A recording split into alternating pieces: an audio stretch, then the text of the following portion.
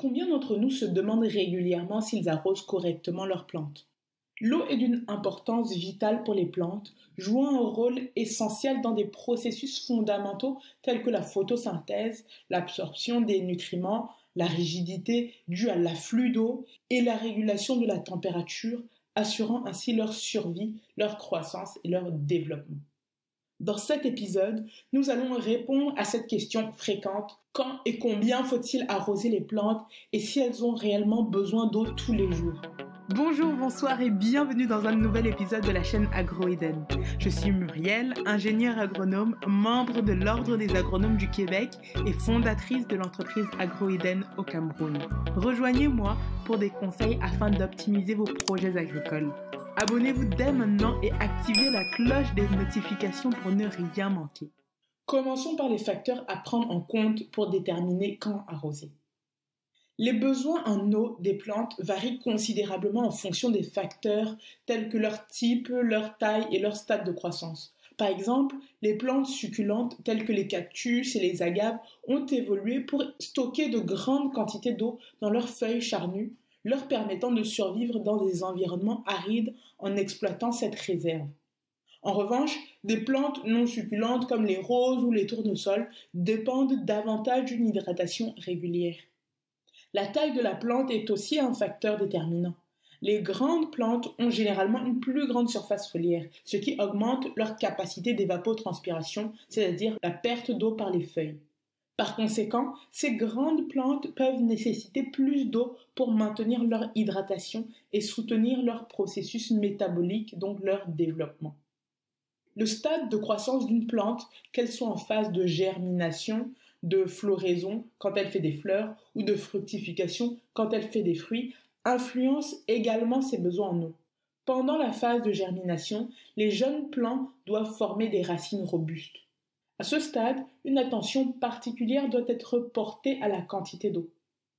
Lors de la phase de floraison, donc la formation des bourgeons et fleurs, une grande quantité d'eau est nécessaire pour soutenir le développement des structures florales. Pendant la fructification, la formation et la maturation des fruits nécessitent une hydratation suffisante pour une production de fruits de qualité. Un manque d'eau à ce stade entraîne parfois une réduction de la taille des fruits, une diminution de la qualité et même une chute prématurée. C'est pourquoi il est important de connaître les spécificités de chaque type de plante auquel vous avez affaire pour adapter les pratiques d'arrosage et répondre de manière optimale à leurs exigences distinctes. Le type de sol est le deuxième facteur à prendre en compte pour l'arrosage. En fait, le type de sol est important dans la rétention d'eau et a un impact sur la fréquence d'arrosage nécessaire pour les plantes. Différents types de sols présentent des caractéristiques spécifiques en termes de capacité à retenir l'eau. J'en avais déjà parlé il y a quelques mois. Regardez là, par exemple, pour plus de détails. Mais grossièrement, vous avez les sols argileux qui ont une texture fine et compacte et qui retient bien l'eau. Par contre, cette rétention peut également entraîner un drainage ou écoulement lent, ce qui peut provoquer une saturation et créer des conditions propices aux maladies des racines si l'arrosage est excessif. Les sols sableux, avec leurs particules plus grossières, ont une capacité de rétention d'eau plus faible. L'eau a tendance à s'écouler rapidement à travers le sol, du coup la fréquence d'arrosage est plus élevée. Les sols limoneux sont un mélange d'argile, de sable et de limon et ils offrent un équilibre optimal en termes de rétention d'eau et de drainage. Ils sont souvent considérés comme idéaux entre guillemets, je mets vraiment entre guillemets, pour de nombreuses cultures. Maintenant, pour la fréquence d'arrosage, les sols argileux ont une forte capacité à retenir l'eau. Ils peuvent donc nécessiter des intervalles plus longs entre les arrosages. Il faut surveiller l'humidité du sol pour éviter l'irrigation excessive. Les sols sableux demandent des arrosages plus fréquents puisqu'ils ont un drainage rapide.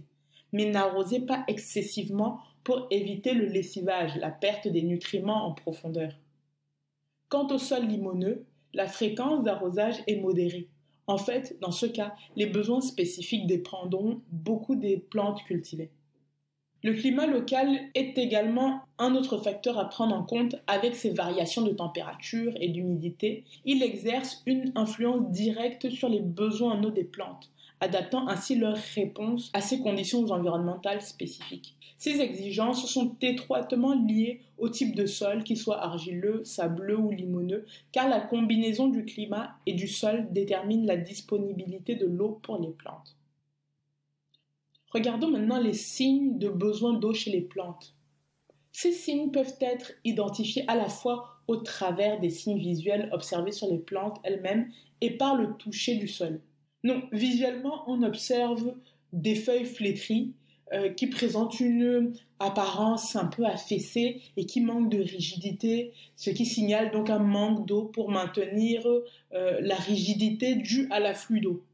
On peut constater un flétrissement temporaire ou permanent. Il faut distinguer les deux, donc le flétrissement temporaire qui est dû par exemple à une journée chaude ou un manque d'eau sur une certaine période et qui peut être rétabli avec l'arrosage, alors que le flétrissement permanent lui est causé par un stress hydrique prolongé et en fait il n'y a plus de retour en arrière. Toujours en termes de signes visuels, on a le changement de couleur. Le stress hydrique peut entraîner des changements de couleur dans les feuilles.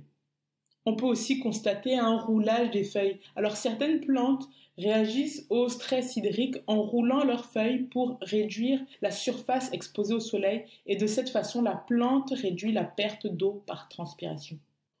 Visuellement, le manque d'eau peut aussi se manifester par un sol sec.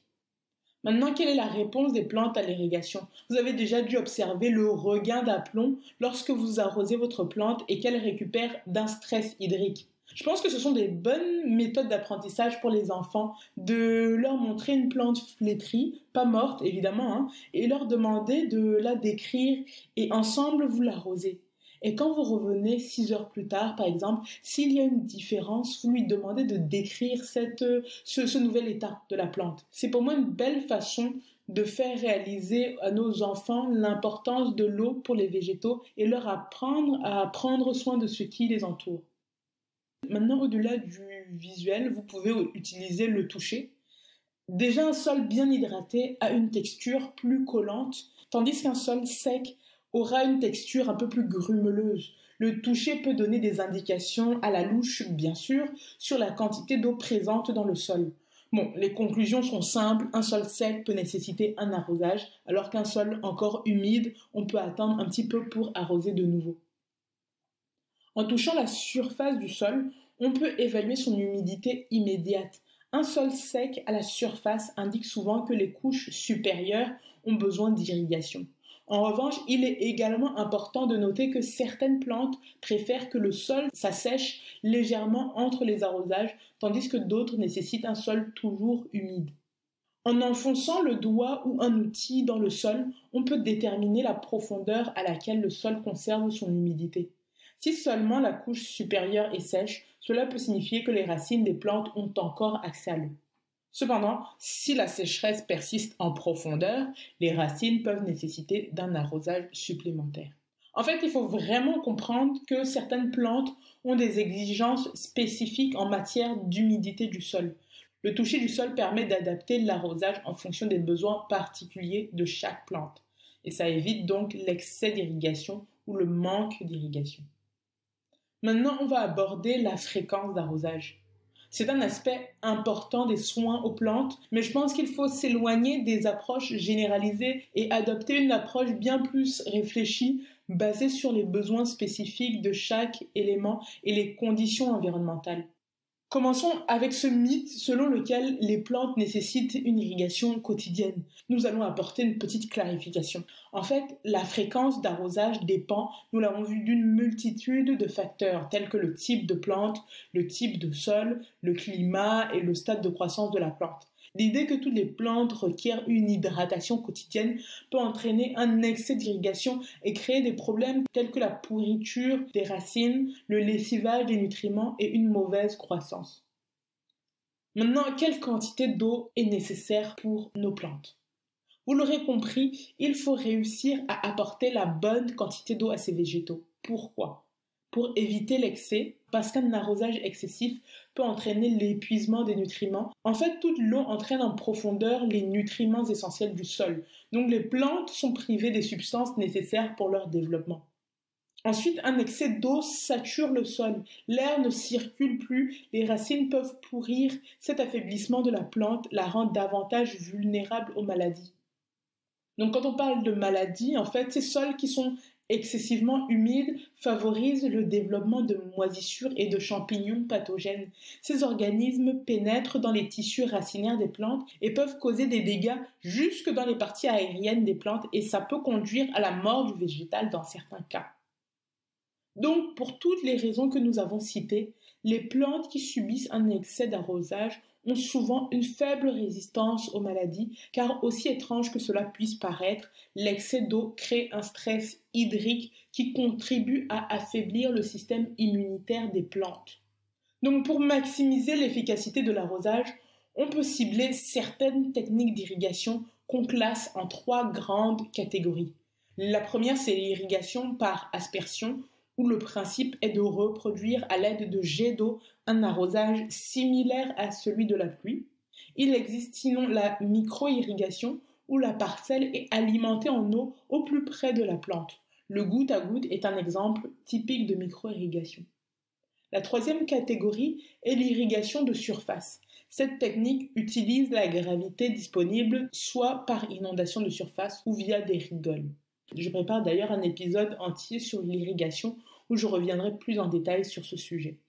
Pour récapituler, il faut comprendre les exigences de chaque plante. Je pense que je l'ai assez martelé, en tout cas je le souhaite. Ne suivez pas un calendrier rigide, observez plutôt les signes visuels, n'hésitez pas à toucher pour ressentir le stress hydrique. Des feuilles flétries, un changement de couleur et un sol sec sont vraiment des indicateurs que la plante a besoin d'eau. Les conditions environnementales telles que la température, l'humidité atmosphérique et la saison influent sur les besoins en eau des plantes. En été ou en saison sèche, par exemple, les plantes peuvent nécessiter plus d'irrigation en raison des températures élevées et du niveau d'évaporation accru. Attention minute conseil, attention minute conseil. Il n'est pas non plus exclu d'utiliser des techniques et technologies telles que le paillis, l'irrigation goutte à goutte ou l'arrosage manuel au pied du plant pour minimiser les pertes d'eau par évaporation et cibler l'humidification là où elle est nécessaire. Je vous encourage à expérimenter si cela vous est possible et trouver le meilleur équilibre d'arrosage. N'hésitez pas à nous dire ce qui fonctionne et ne fonctionne pas pour vous. Moi, je sais qu'en maraîchage, en zone tropicale, en contre-saison, le recours à une technologie d'irrigation est nécessaire. Ne dites pas « oui, c'est évident », parce que ça ne l'est pas toujours pour tout le monde. Enfin bon, c'est encore une autre affaire. Quand vous arroserez vos plantes, vous penserez à moi. N'hésitez pas à m'envoyer sur Instagram, Facebook ou X des jolies photos en train d'arroser vos plantes ou vos parcelles. Sur Spotify, vous pouvez me laisser des commentaires, ça fonctionne aussi très bien. Et bien sûr, j'y réponds. Merci pour votre écoute. Surtout, prenez soin de vous et de vos plantes.